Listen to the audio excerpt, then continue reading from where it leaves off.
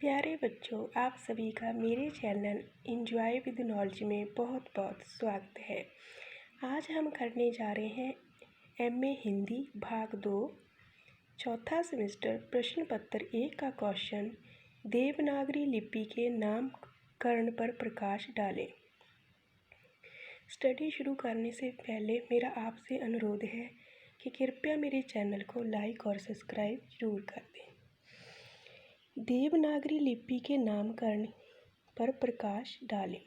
तो इसका उत्तर है देवनागरी लिपि के नामकरण को लेकर विद्वानों में मतभेद हैं।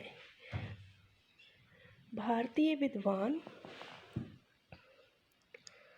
ओझा प्रसाद के अनुसार देवनागरी लिपि का ये नाम कब प्रचलित हुआ, इस संबंध में कुछ निश्चित रूप से नहीं कहा जा सकता। विभिन्न विद्वानों ने देवनागरी लिपि के नामकरण के विभिन्न आधार बताए हैं, जो इस प्रकार हैं।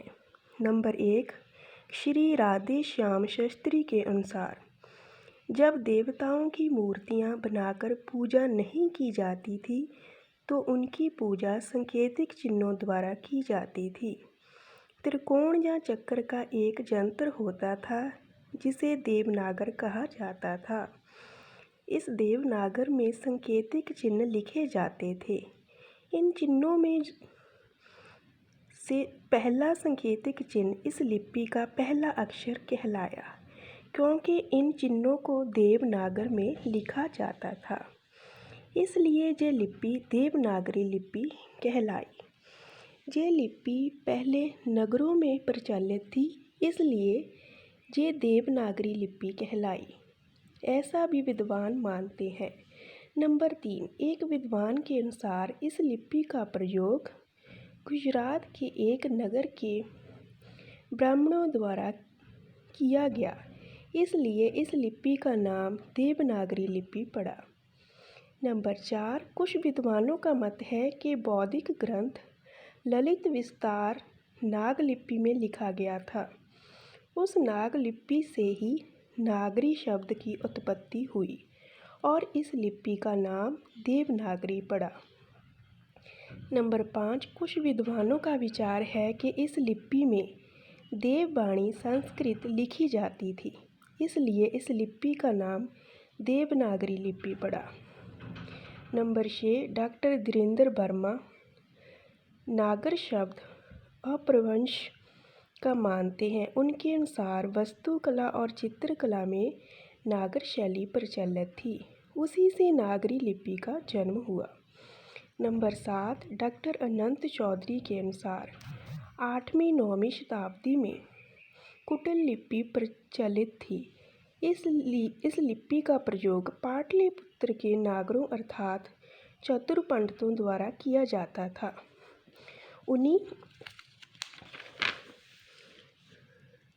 लोगों ने इस लिपि के रूप को निखारा और संवारा।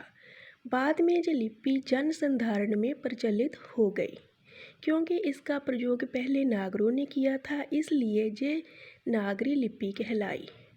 आर्यों के ग्रंथ, जिन्हें देववाणी समझा जाता था, पहले प्राचीन लिपि में लिखे जाते थे, किंतु बाद में इसी लिपि में लिखे गए, इसलिए इसे देवनागरी लिपि कहा जाने लगा। पहले इसे नागरी लिपि कहा जाता था, किंतु बाद में इसके साथ देव शब्द संबंधित हो गया, इसलिए इसे देवनागरी लिपि कहा जाने लगा। नामकरण का औचित्य। देवनागरी लिपि के कई नाम प्रचलित रहे हैं, जैसे नागर, देवनागर, लोकनागरी, नागरी और हिंदी लिपि। इसकी एक शैली का नाम नंदनागिरी भी रहा है, जे दक्षिण भारत में प्रचलित थी। आचार्य विनोबा भावे ने इस लिपि को लोकनागरी लिपि नाम देने का प्रयास किया है, क्योंकि ये लिपि किसी विशेष जाति, वर्ग, धर्म, प्रांत आदि से संबंधित नहीं थी। इसका प्रयोग जन सामान्य तथा संपूर्ण राष्ट्र के लोगों द्वारा समान रूप से किया जाता है।